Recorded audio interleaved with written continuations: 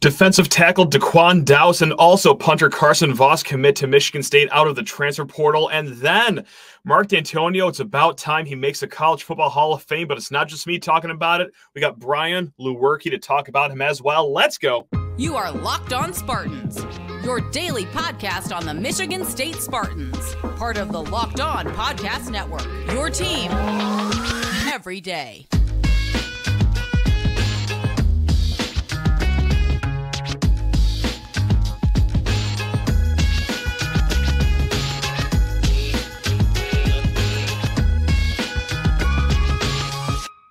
These days, every new potential hire can feel like a high-stakes wager for your small business. That's why LinkedIn Jobs helps you find the right people for your team faster and for free. Post your job for free at linkedin.com/lockedoncollege. Terms and conditions apply. Spartan friends, Spartan family, Locked On Spartans listeners, thank you all so much for tuning into Locked On Spartans, your team in green and white 5 days a week. Please rate, review, subscribe, smash that 5-star rating button if you're listening on a podcast, or if you're listening on YouTube, also comment below. Thank you very much.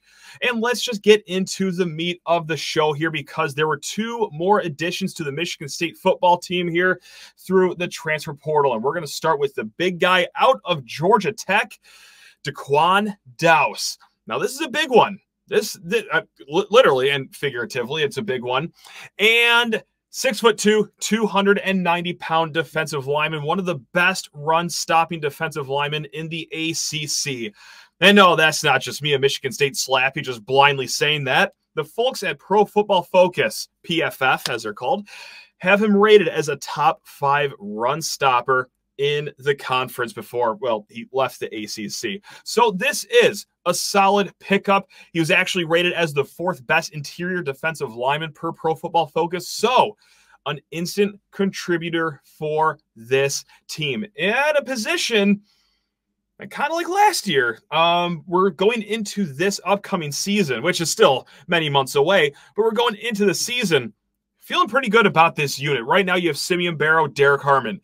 Those are 2 guys that dipped their toes in the transfer portal, but came back. Those are 2+ players that heard from many other programs. I mean, you already know with Derek Harmon, it wasn't a situation where he went in the transfer portal and no one else wanted him. Oh no, Michigan State had to beat out Oregon, Auburn, Ohio State to get Derek Harmon back. Also, Simeon Barrow, we also know the power that 8-ball can bring. And then behind him as well, 6th-year player Maverick Hansen is in the mix. And then Alex Van Sumeren as well. And we talked about this a little bit on a show the other day, but what will we get out of Alex Van Sumeren? 2 knee injuries early in his career, but came in here as a highly rated 4-star guy.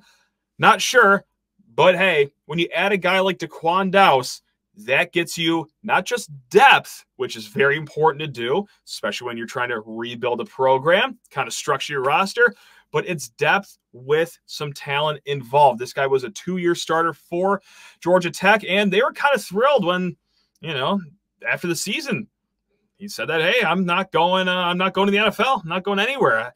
Except eventually he went to the transfer portal and then came to Michigan State. And yes, this comes not too far after a visit over the last weekend for Mr. Douse's services. So that is one other additional portal name on the defense that you can get fired up about. Now, the other portal addition, odds are we're not going to see this guy play all too much, barring any injury.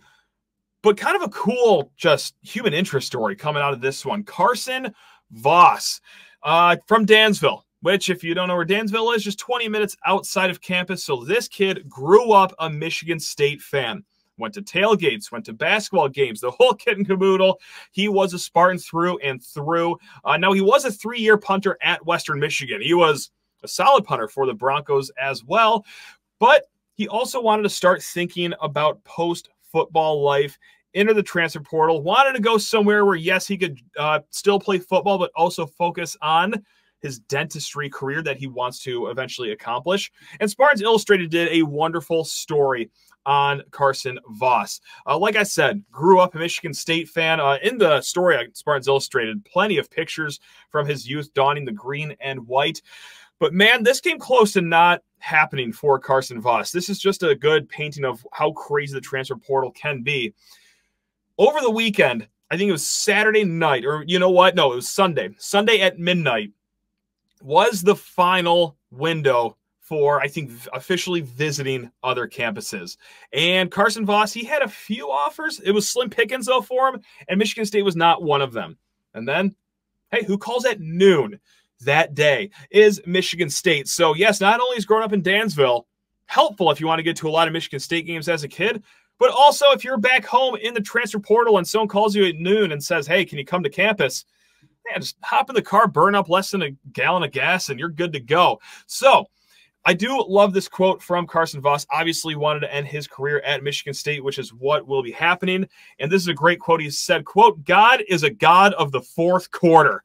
There we go. It had been such an uncertain time in the transfer portal. The specialists are the last group that the people get to. And, well, that they did. Now, like we said, we don't expect him to play all too much because right now, look, if there is any light that you could shine on the season last year, it's that Ryan Eckley was a massive surprise, in my opinion, at that punter position, becoming, in just 1 year, one of the best punters in the conference. And Carson Voss is no dummy. He knows this. He understands this. And he has a quote just going right at the Ryan Eckley battle, or maybe even lack thereof. Quote, me just being there is better for Eckley. It gives someone to push him. So there's a guy that already just knows coming in that he's going to be the backup punter. But, hey, you know what? Just like he said, competition, never a bad thing. So it's very uncommon that we'll spend some of the first segment of a show on a backup specialist, but I just thought that was cool enough of a human interest story just to point out and just kind of, again, paint a picture of how crazy the transfer portal can be in some cases, going down to the very last moments of the window. Now, for other portal news coming up, Wesley, that's nice. I'm going to butcher the kid's name right off the bat. Wayne Matthews, Old Dominion linebacker. I knew that he visited not too long ago. Could Michigan State be on the doorstep for this kid? He was the second highest graded defender for Old Dominion. That could be another one to potentially keep your eyes on. Now, beyond that, we're going to see, because these spots are starting to get a little thin here. But, hey, I mean, again, all over the board, could use a little bit of depth. Except maybe not the quarterback position, now that Tommy Schuster just transferred over here. And maybe not the running back room, but everywhere else, yeah, we could be using some depth here. Now, here in a hot second, we're going to be talking with Brian Lewerke. You guys already know who he is, former quarterback here at Michigan State, about Mark Dantonio entering the College Football Hall of Fame. Let's just go through some numbers here before we talk to Brian about what it was like to play under him. But Mark Dantonio, as you know, the all-time winningest coach at Michigan State with a record of 114 and 57 losses. That is a win percentage of .667. Winning 2 of every 3 games he coached. Not too shabby. Also, 3 Big Ten championships, 2010, 2013, 2015. 2 victories in the Big Ten championship game. And, of course, the victories in the Rose Bowl, the Cotton Bowl, and the appearance in the college football playoff. Now, this is from MSUSpartans.com. We're going to just read right through this because this is some more good numbers. Beyond his record for most victories at MSU, Dantonio won more Big Ten championships and bowl games than any other coach in school history. He won 6 bowl games. Also, 12 bowl appearances. That is number 1 in Michigan State history as well. His .639 winning percentage in the Big Ten game is a school record, and he stands tied for first place with AP top 25 finishes. He did that 7 times. Second in Big Ten wins with 69, and home wins 67, and AP top 25 wins 21 of those wins. So we got to wait until December for him to officially be enshrined, but he is one of 22 members to be entering the 2024 class, just one of 3 coaches. But just want to pop out some names here for the other 19 players. These are guys that you may or may not know, but famous players like Justin Blackman, the receiver for Oklahoma State, Warwick Dunn, Larry Fitzgerald, Toby Gerhart, Steve Hutchinson over from Michigan, Randy Moss, Julius Peppers, Alex Smith, Kevin Smith, Chris Ward, Danny Woodhead. It is a pretty impressive class, and Mark Dantonio, of course, he's a headliner of this thing. I mean, what else are we going to say? So, no, a lot more Mark Dantonio talk to come with our guy, Brian Lewerke. But first, need to talk your ear off about LinkedIn Jobs. At the start of the new year, every small business owner is asking themselves the same question. What is the one move I can make that'll take my business to the next level in 2024? Well, LinkedIn Jobs knows that your success all depends on the team that you surround yourself with. And that's why you got to go check out LinkedIn Jobs and go check out the tools that they have created to help find the right professionals for your team faster and for free. Now, LinkedIn isn't just another job board. LinkedIn has a vast network of more than 1 billion professionals, which makes it the best place to hire.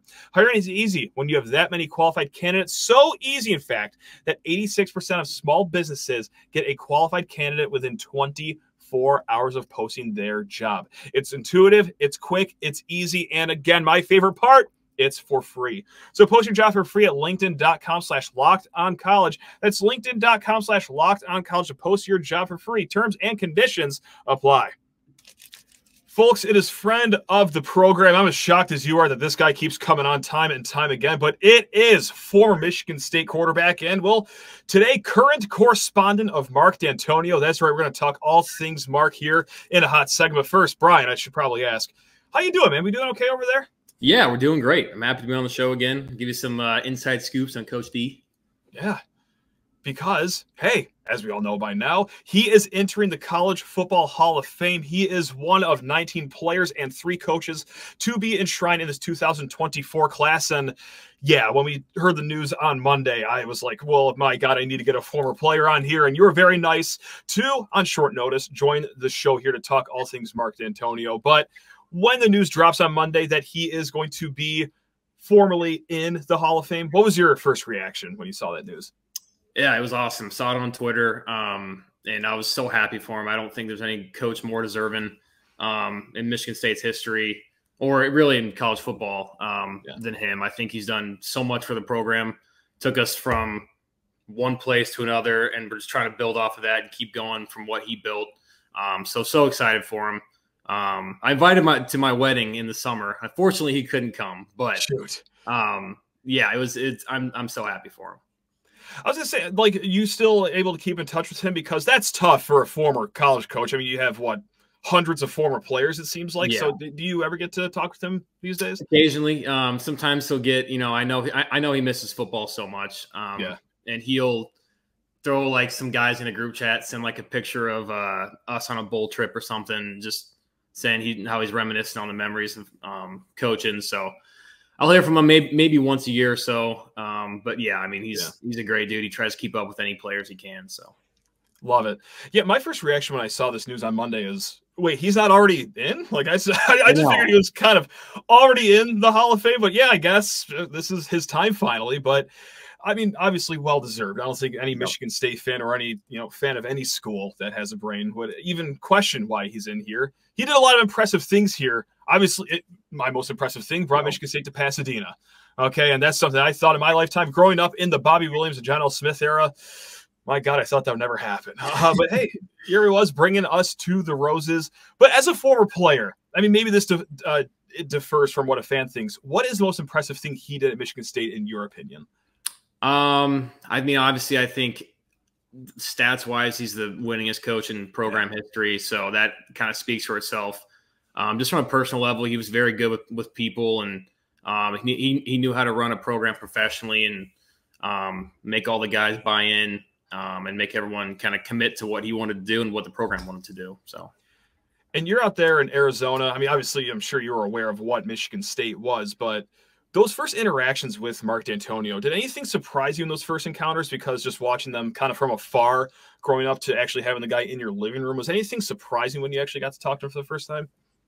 Nothing like I can really think of crazy. I mean, I remember when I committed, I called him and I was like, "Hey coach, it's Brian Lewerke. He just wanted to say, I think I'm going to commit to Michigan State." And he goes, first thing he says, he's like, "You think or you are?" I'm like, right. That's a good question. That's a good question. It is, because I'm just like, talking like, "Hey, I think I want to commit," meaning that I was going to commit. And he was just like, "Yeah, you think or you are?" I'm like, "I am, coach. I'm committed to Michigan State."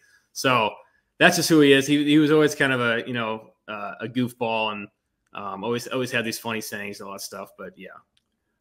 And that always just blows away fans like myself, people from the outside, you know, that he is a goofball, just like you said, because famously all that we see is just stoic Mark Dantonio, unless he's holding the Big Ten championship trophy or posing in front of his Holiday Bowl cake, which we'll get into a hot second. But just behind the scenes, I mean, any stories that stick out of Mark Dantonio, like what we don't see as fans? I mean, he always had these like funny quotes, you know, like 4-to-1, complete your circles. I mean, I guess not funny, but he just loved those like small little one sentence phrases. He would always try and like make guys crack up in the team room, because we would rate our coaches, I think at the end of fall camp or maybe at the end of the season every year. And there's some like categories, and one of them was like comedy or like funniness. And he would always shoot for a 5, like 5 out of 5 on that every time. And he would get like, a 3.9 or like a 4. And he'd be so pissed because he wanted to be the funniest coach on the staff. I'm like, Coach, we're just rating you honestly. And he would make us laugh in some ways, but he would always strive to get that 5 out of 5 on the comedy ranking. I mean, those sayings too, like those did bleed over to the fan base for sure. Like, complete your circles. There's one that me and my buddy used during our Division II beach volleyball season over the summer. So kind of the same, you know, of chasing the Big Ten football championship, but lion in the cage was a big one. Like, don't let the emotions boil over. Let's let the lion in the cage. You know, like, that's a big one as well. But as a former player, like, what was your favorite saying that he dropped on you guys? I think 4-to-1, and I still like 4 in that 4 to physical, or 4-to-1 is mental to physical. So obviously I still am struggling with what it meant, but because I have no idea, right? No, I know. I think it means, you know, being mentally tough is 4 times as important as being physically tough. That's what I took it as. He had a bunch of those, but I think that was my favorite one that I had. I love that. That's incredible. So during like the trips to games, or the build up to games, I guess, what was he like? Was he like the motivational guy, or did he take a backseat to other assistant coaches, or what was he like in the 24 hours leading up to a kickoff for you guys? Yeah, I mean, he was never really like, I mean, he would get intense sometimes, and he could, one thing about him, he could flip a switch. He could be talking about something casual, and then something just like makes him mad or gets him going. If he can flip a switch and start talking pretty intense. But he was never really a yeller. He was, whatever he said was like, every time it was like the perfect words. It wasn't really like screaming at us, but he knew what to say every time, whether it's pregame the night before or to get us fired up before the game. And so he was always great at doing that. Do you remember a game where, you know, before the game you were like, oh, this is the one? Like he scored a 5 out of 5 for this one. He really brought it. Yeah, I mean, I think my favorite like pregame one was in the Michigan game, where we sat in the bus for, I think it was like 10 seconds or whatever it was before the game, just to like, you know, like a final like moment, and then what ended up being the touchdown, I think, again, the Jalen Watts fumble or punt touchdown. I think that was just like one of those crazy things that, like, how does he do this sort of thing? He gives us like some time to be on the bus in this exact amount of time that was left on the clock before we scored. So probably something like that. Yeah. He read the script beforehand. He knew. We'll get into more like on-field stories, you know, some in-game moments, and then also we got to talk about the Holiday Bowl, of course, because that's what cemented his 100th win. But first, Brian, I hate to do this to you. I know I'm not a coach, but I got to send you to the bench because I need to talk the people's ears off about FanDuel Sportsbook, the #1 sportsbook in the game. The NFL regular season is all wrapped up, but there's still plenty of time to get in on the action with FanDuel. Like I said, America's #1 sportsbook. Right now, new customers get $150 in bonus bets guaranteed when you place a $5 bet. You don't have to sweat the spread. You don't got to worry about laying the points. Just pick a game that you like on this wonderful slate of NFL playoff games. And with that $5 bet for a first-time customer, bang, win or lose, that's $150 in bonus bets. The app is super easy to use, and there's so many different ways to bet, like live same-game parlays. You can find bets in the new Explore tab. You can make a parlay in the Parlay Hub, the best way to find the most popular parlays that they have to offer. And my favorite part of FanDuel, you're getting paid out almost instantly. Like when I emotionally hedged my happiness and bet way more than I should on Michigan to win the national title, because if I got to see those people win the national title, I want to be paid for it. Yeah, FanDuel hit my account almost instantly. So woohoo, great. All right, so visit FanDuel.com/lockedon and make your first bet a layup. It's FanDuel, official partner of the NFL. And let's drag the one, the only Brian Lewerke back into the mix here. And it's okay that I bet on Michigan to win the national title, right? Like, I mean, it was a smart financial choice. I was obviously rooting for Washington the whole time. Yeah, I thought Penix would get it going. It just never happened. So no. He made money off it, though. I mean, that's fine, I guess. I know, and I want to clear the air right now. I was begging to lose that money. I was going to be thrilled to lose that money, but here I am. But whatever. Let's get into some that people care about. Mark Dantonio, the games that he coached. And in the games, obviously fiery guy beforehand, but a quirky guy beforehand, like you said. But this is what we see as fans. All business all the time during games. Are there any in-game stories that really stick out to you that just pop into your mind when you think Coach D during games? Yeah, I mean, I wish I could give you something good. He kind of stayed away from the quarterbacks most of the time in the game. Okay. He didn't really he'd come over, give you like a pat in the butt and be like, all right, good job. It's like just kind of like a in passing comment. It was mostly me talking with whether it was Coach Warner or Coach Salem when they were there at the time. So he kind of didn't really give us much during the game. I wish I could give you something good, but I don't think I got anything. No, I get it, because that was kind of along my line of questioning here, is that would he just leave you guys to yourself? So it sounds like that for the quarterback, at least. Yeah, more or less. I mean, yeah, he understood what was going through a quarterback's head. I don't really think he wanted to kind of mess with anything too crazy. So that's fair. Would he ever come by if you're having like just a lights out game and encourage you? Or on the contrary, let's say that it's been a struggle out there. Does he ever come by and be like, hey, let's pick things up? Or even at the extreme ends of the spectrum, is he still staying away? Yeah, I mean, I think more so if you're struggling, he would come up and just try and like motivate you, give you a little pat in the butt and say, hey, come on, calm down, keep going. When I was the couple times I lit it up against, whether it was Penn State or Northwestern, those two games, he kind of nothing really. I don't think he kind of just was like, hey, good job. It's like a pitcher throwing a no-hitter. Just like let him be. Just leave him to his own devices. Yeah.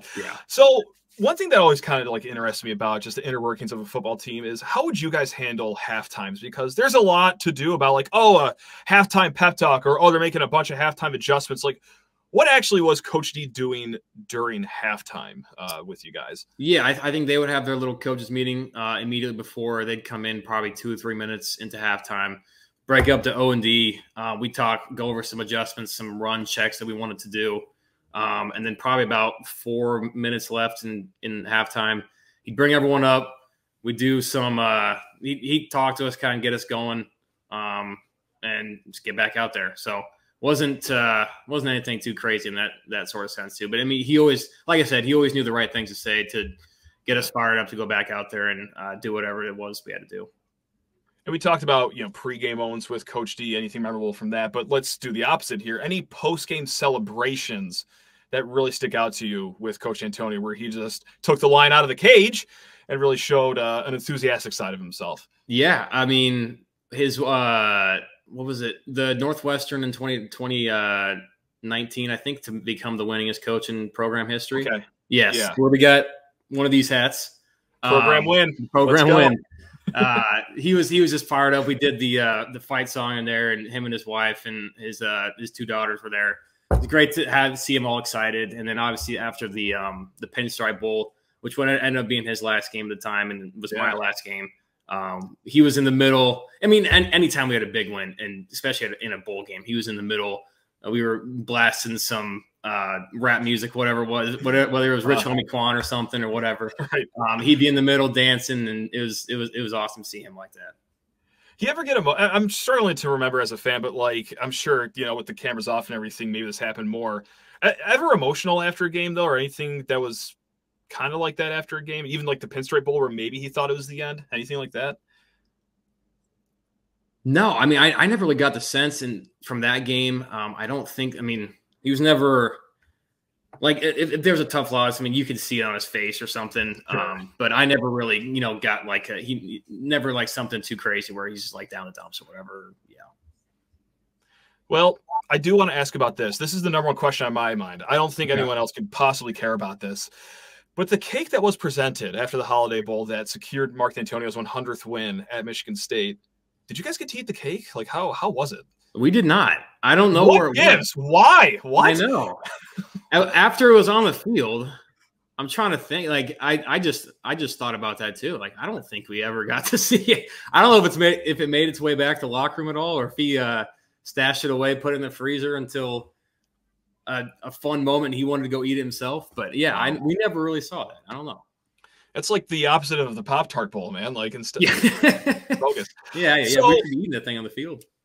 Speaking of the Holiday Bowl, here's another thing that I guess we'll see if a player can possibly care about this. I was going to say a player can't possibly care about, but have you ever watched the highlights of the Holiday Bowl? A couple times, yeah.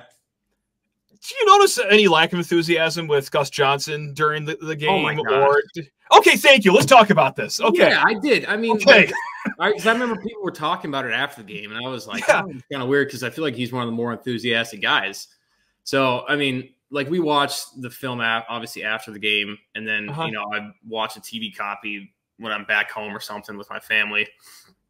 And I remember the one play specifically when I like peeled out to the left, threw it to Cody White in the back of the end zone, and he's like, touchdown, Cody White. I'm like, touchdown. Come on. I mean, I think that was a pretty good play.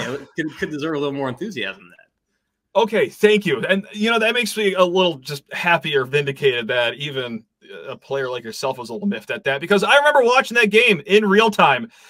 And I'm thinking, like, Quaaludes, like a horse tranquilizer? Like, what did he do before this game? Because this is Gus Johnson. Yeah.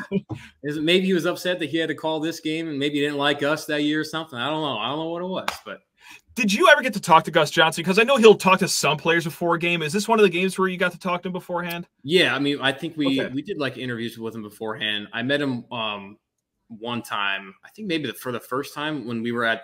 He was calling a game at the Breslin.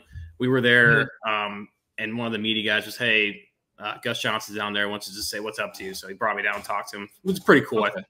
So yeah, I've met him a couple times. I was like, is he a fiery guy at all? Like, is he the same on camera that he is off camera? I guess, except for the Holiday Bowl where he was sleeping his way through it. Yeah, I mean, he's like, you can definitely tell it's him. Like his tone of voice, kind of like it's one of those ones that just kind of sticks with you. So yeah, I think he's kind of. He's a little more low key in real life. Yeah. But that was like the glory days of Michigan State, where like we're just finding anything to complain about. Like you guys beat Washington State by 400 points, but I walk away being like, some of those calls could have been a little better by old Gus there. Like that's the worst thing that's happening with the football team. I think we're doing right. Simpler times, man. But hey, better days ahead. We have this spicy new quarterback out of the transfer portal, Aiden Childs. I'm throwing you on the spot. I don't even know if you've been able to watch him a lot, but as a former quarterback, are we seeing the next Brian Lewerke in Aiden Childs? You just want to make that statement right now? Just go ahead and say that with your chest. Maybe better, hopefully. Wow. Oh man. But yeah, I mean, I've seen some clips of him throwing him on Twitter. Haven't really like deep dived into his film yet. Because obviously we got our podcast we're doing too. We're trying to break him down a little bit, see what he's got. But yeah, I think he's going to be a great quarterback for us. Just seeing some of the small stuff, looks like his throwing motion is great, which is the one thing I look at every time. Is if a quarterback looks like they have a smooth throwing motion, they're going to be somewhat good. So that's the first thing you're looking for, is just what the throwing motions look like as a former quarterback? Okay. Mostly, yeah. And that's why I like Sam Levitt a lot. And I was very disappointed to see him leave, because I thought he had a beautiful release. He could really whip the ball. So that's definitely the first thing I look at, though. It is what it is. But hey, just like you're saying, you guys got your own podcast going on over there. The You Are the Program podcast. It's you, Tyler Higbee, Dante Rosano. Anything you want to plug here? Anything coming up for you guys here in the horizon? I don't know. We're trying to get some people on, kind of like you do, and trying to find some players or something and get them on the pod. So trying to work on something during the off season. There we go. If you ever need a fan that watches the games, not from the sidelines, but 40 rows up, kind of somewhat intoxicated during these games, then I'm your guy. I got you, Brian. I will happily join and talk about any game I do or do not remember. But I got you, man. But hey. Just like I said, guys, great podcast going on over there. You Are the Program. That's Brian Lewerke. Doesn't need an introduction, doesn't need any of this, but we're going to give it anyway. It's Brian Lewerke. Brian, you are the man. Thanks a lot for your time. And against all odds, agreeing to come back on here time and time again. This is a shock. A shock. No. I love coming on here talking ball with you. So appreciate you having me.